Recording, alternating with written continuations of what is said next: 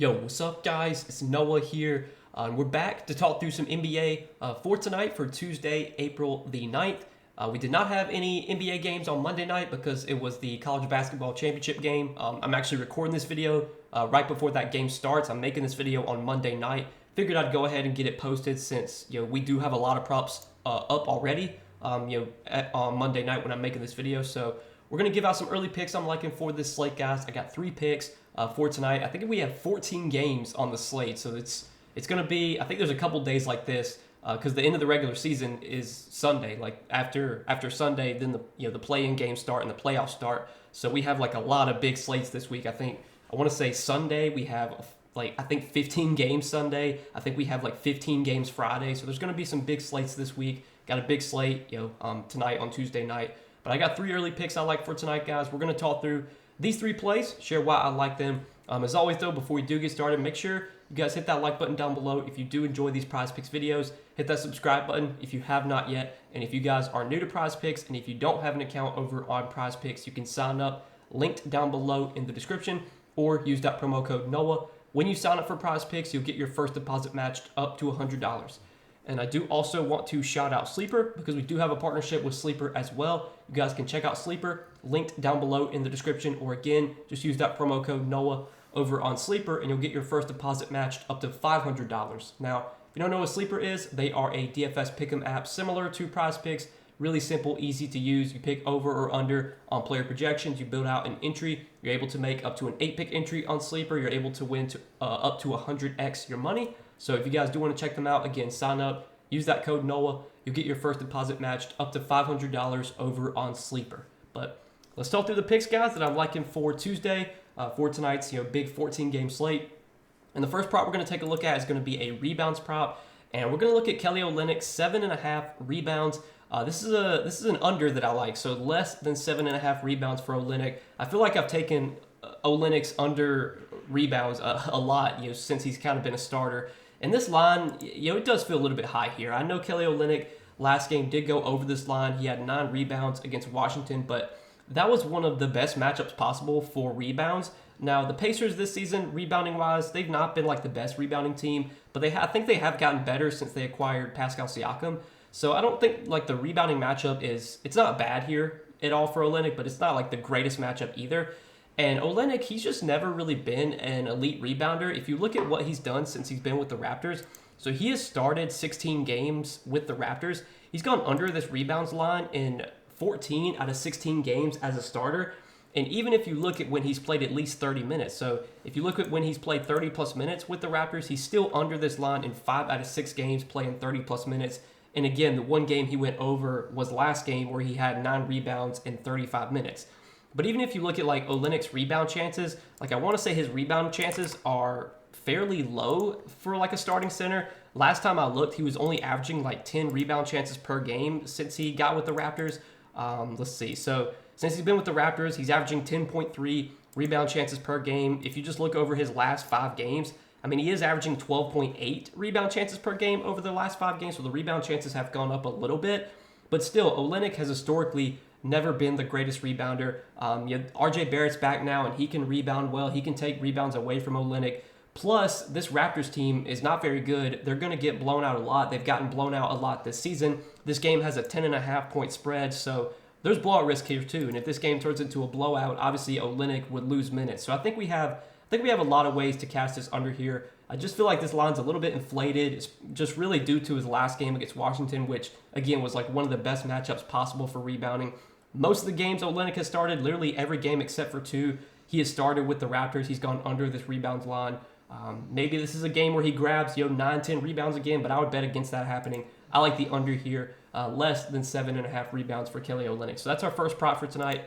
Next prop I like is going to be a PRA prop, and we're going to look at Jimmy Butler, 32.5 PRA, and I like the over here for Jimmy Butler. So Jimmy Butler, he can sometimes be a frustrating player to bet on, whether you take overs on him or unders on him, just because like he can have spurts where he just looks like the most dominant player in the league, and then he can have spurts where he looks like he literally doesn't care to be out there.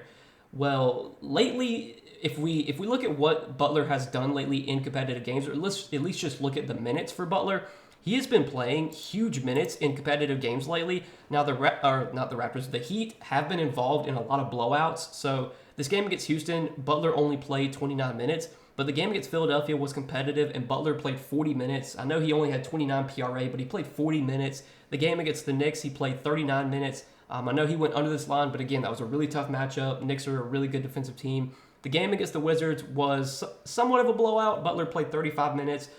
You would have expected him to do better against the Wizards than he did. But we saw last game against the Pacers, Butler had a huge game, played 39 minutes, had 27 points, 7 rebounds, and 8 assists.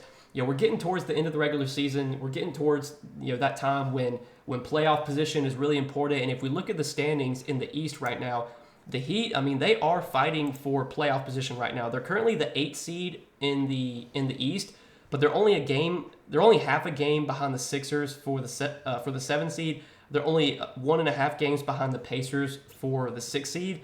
So realistically, Miami could, they're currently the 8th seed right now, but they could move up to the 6th seed. I doubt they would be able to get up to the Cavs. The Cavs are 2.5 games ahead of Miami, so I don't think that they'll have a chance to reach that level. But they could realistically get the 6th seed.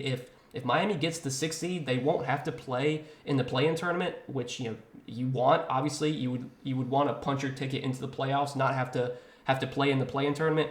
But even if they're right now they're the 8th seed, even if they get to the 7th seed, that means they get to play their play-in game at home instead of on the road. So, if you do have to play in the play-in tournament, you would probably rather play that game at home, versus on the road. So, I think Miami still really is trying to win games right now. They're still going to push their guys, for big minutes. And like I said, Butler has been playing really big minutes in competitive games lately. He's been getting like almost 40 minutes in competitive games. This game against the Hawks, it has a 3.5-point spread. So this is a game that projects to be close. And it's a great matchup here for Jimmy Butler. Atlanta defensively this season, they've been a bad defensive team. I think they rank bottom 5 in defensive rating this year. Yeah, Atlanta ranks 27th in defensive ratings. They're a bad defensive team. Atlanta also plays at a fast pace. They're top 5 in pace. This is a great matchup for Jimmy Butler, and we've already seen Jimmy Butler play against Atlanta once this season for what it's worth. He did have a 36 PRA when he faced Atlanta earlier this season. Played 36 minutes, had 25 points, 5 rebounds, and 6 assists. If we're going to get 36, 37, 38 minutes from Jimmy Butler tonight, which is what he's been playing in competitive games lately, and a really good matchup against Atlanta, I like his chances of going over or putting up more than 32.5 PRA. So that's our second prop for tonight, guys. And then the third and final prop that I like is going to be another PRA prop. And we're going to look at James Harden, 31.5 PRA. Like the over here for Harden as well. So let's talk through why I like this prop for Harden. So really want to highlight the last 3 games because the last 4 games, I should say, have all been without Kawhi Leonard. And we already got word that Kawhi Leonard is once again going to be out Tuesday night. So without Kawhi Leonard, we can expect a much bigger role for James Harden. If you look at Harden's numbers this season without Kawhi, he's seen a boost in pretty much everything, his scoring, his rebounding, and his assisting. But the scoring has seen a really big bump. I think per 36, he averages like 5 more points per 36 this season with Kawhi off the floor. So we've seen Harden get a big boost without Kawhi. He's played 10 games without Kawhi this season. He's gone over this PRA line in 7 out of those 10 games. And if you look at the games where he went under, one game he went under against Milwaukee. He played 36 minutes, had 29 PRA, but he shot 5 for 16 from the field in that game. Then another game against Boston, he played only 29 minutes because it was a blowout, had 27 PRA in only 29 minutes. And then there was that game against the Kings recently where Harden really struggled, only had 19 PRA, played 31 minutes in a blowout. But the last few games, he's looked really good. Last game against Cleveland, he did play limited minutes. He was dealing with like some foot soreness, but Harden's not on the injury report for today, so it seems like Harden's fine. Whatever he had last game, that foot soreness, it seems to be past him at this point because he's not listed on the injury report. Harden did only play 26 minutes last game against Cleveland, but he was still really productive. He had what do you have? He had 22 points, 5 rebounds, 5 assists in those 26 minutes against Utah, had a triple-double, 13 points, 10 rebounds, 15 assists. And then against Denver, also had a good game, 20 points, 6 rebounds, and 8 assists. So he's kind of been contributing in all categories lately, kind of like we've seen old Harden do, where he can score, rebound, facilitate. And without Kawhi Leonard, he's been really good this season. He's gone over this PRA line in 70% of his games without Kawhi this year. And the minutes are going to be there. As long as this game's competitive, we can expect Harden to play probably 35, 36 minutes And the Clippers, they're another team that still is fighting for playoff position. Like right now, the Clippers are currently the 4 seed in the West, but they're 3 games behind the Thunder for the 3 seed. Don't know if they'll be able to catch the Thunder for the 3 seed, but the Mavs are currently 2 games behind the Clippers. So if the Clippers want to keep the 4 seed and not get jumped by the Mavs, they're probably going to need to continue to win some games. So I expect the Clippers to treat these games like normal and to play their starters, normal minutes as long as the game is competitive, which means probably 36, 37, 38 minutes for James Harden. He's played big minutes in the games without Kawhi this season. And I think the matchup's pretty good, too, against Phoenix. Phoenix has been pretty bad defensively against point guards this season. Harden has had really good success against Phoenix this season for what it's worth. He's played them twice, and in those 2 games, he's had 38 and 36 PRA. I'm pretty sure both those games were with Kawhi Leonard. Now you take Kawhi off the floor, you would expect probably similar, if not better, numbers from Harden here. So these are the 3 plays, guys, that I'm liking for Tuesday's big slate. Kelly Olynyk, less than 7.5 rebounds. Jimmy Butler, more than 32.5 PRA. And James Harden, more than 31.5 PRA. If you guys are tailing me on these 3 picks, let's hopefully hit all 3 of these plays tonight, make some money. As always, I do appreciate you guys watching these Prizepicks videos and supporting the Prizepicks content. Hit that like button down below if you did enjoy. Make sure to hit that subscribe button if you have not yet. And again, if you guys are new to Prizepicks, sign up for Prizepicks, linked down below in the description, or just use that promo code NOAH when you do sign up, and you'll get your first deposit matched up to $100. But that's all that I got for tonight, guys. Good luck on the slate. We'll see you guys in the next one.